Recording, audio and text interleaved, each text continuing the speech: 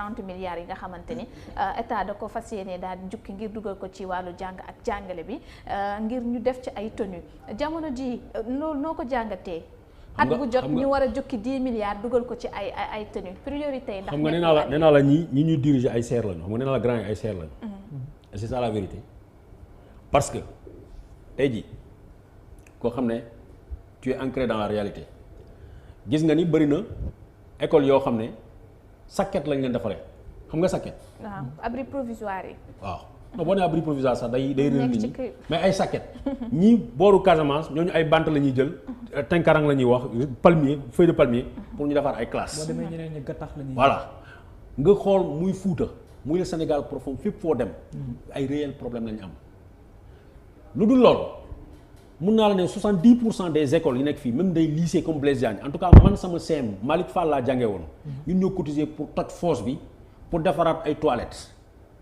écoles yi amuñu toilette xale yi que professeurs yi bu ñu bëggee ba seen besoin naturel la ñuy dem ba seen kër yi wala ñu dem fenn ci à côté pour ñu dem defi ko fa table banc yi doyul manuel scolaire yi doyut école yu ci bare benn ordinateur moo fa nekk directeur bi ko moom lu gés yëpp amuñu bu ñu bëggee imprimer ci cybercafé yi la ñuy dem ci jamono jii ñu toll man bi ma nekkoon xale amoon nañu chance dañu doon jox cahier fourniture daaw ñu koon jënd ba pare dañu doon may meew ak céréales ci école bi xale yi xamuñu loolu xale yi bëri nañu ñoo xam ne dañuy dem le ventre creux la ñuy dem jàngi bu ñuy jàngi naan ndox bu ñu ñibbisee bu ñu amee ceeb ñankatang bu ñu lekk rek dañ koy sant yàlla loolu mu nekk ay yu réalité yoo xam te ni ba tey ñu ngi koy dund enseignant yu si bari waxuma peut-être ñi nekk dans la fonction publique peut-être ñoom am nañu 100 000 ak 150 000 mais ñu ci bare ñu nekk ci privé yi ñi ci am 75 000 barewul yooyu mooy priorité nga régler yooyu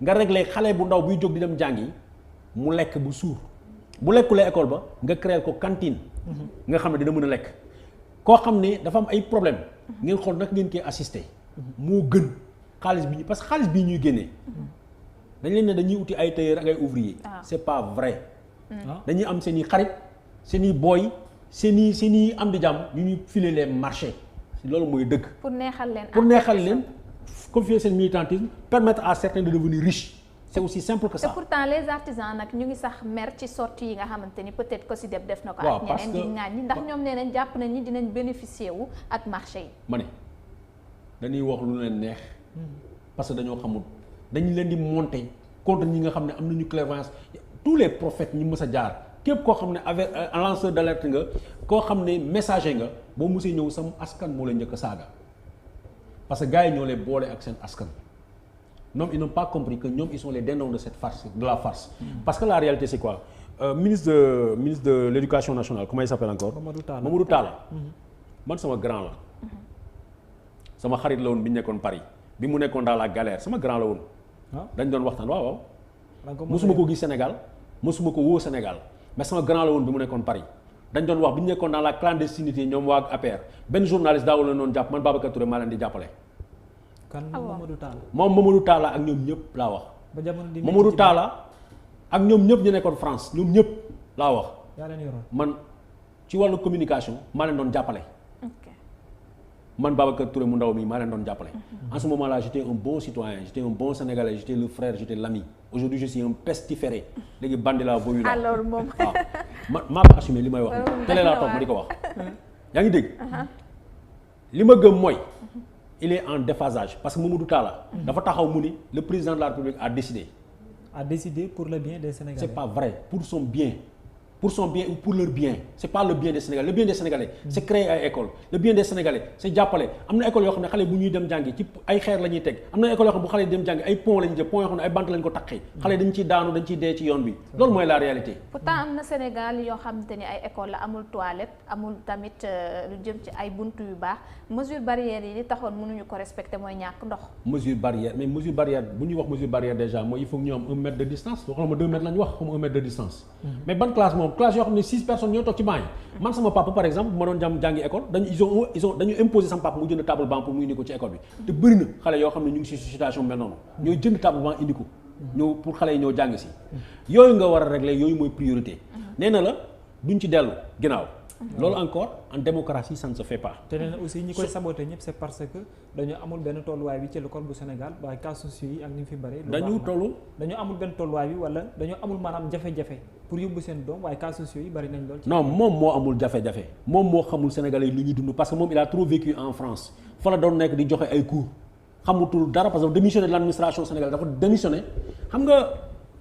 man dama am lu ma naqari quoi dafa am ay nit ñoo xam ne à un moment donné de l'histoire ils ont tourné le dos au Sénégal ñu dem di exercer c'est comme quand je vois certains médecins ñoo xam ne ñu ngi critiquer ce qui se passe là alors que les gens sont au front ñoom ils ont tout laissé ici ñu démissionné ñu dem pour le luxe de l'Europe tey mën nañu taxaw de l'Europe ñu critiquer fii man ma doon wax suma frère yi ci affaire au Sénégal ak yooyu dañ ma ne yow tu es mal placé parce que tu es fële ngay wax ma ne je vais revenir au Sénégal ma woon leen xam nga tey jii fu ñu nekk ni sénégalais problème yi ñu am bokkul ak problème yi Mamadou Talla am Mamadou Talla xamutul dara Mamadou Talla xam nga la woon professeur Marème Faye Sall la woon.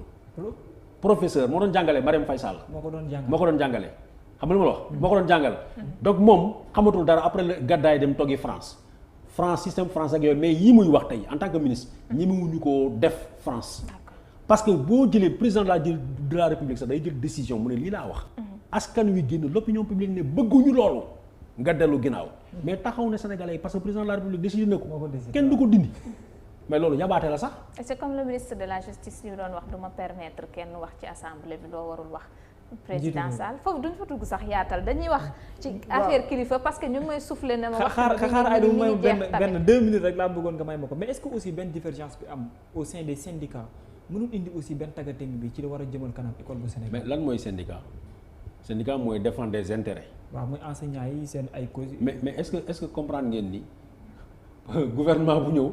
day créer ay syndicats yoo xam ne ay syndicalistes yoo xam ne ils lui sont favorables de sorte que li ñu leen a génne rek ñoom ñu contre ko tous les gouvernements ont fonctionné comme ça peut-être jeune ngeen jamono jooju amoon na CNTS ak CNTS FC CNTS FC bi ko Cheikh Diop doon créer c'est parti dañ doon xeex ak waa CNTS original bu Madia Diop bourse du travail ba ñu rey fa nit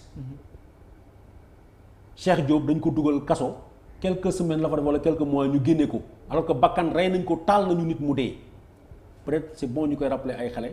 syndicat boobu CNTS FC PDS la jàppale Abdoulaye Wade jusqu'au bout parce que Abdoulaye Wade a créé ce syndicat là pour que mu doon syndicat de soutien comme Madia Diop a été le syndicat du PS.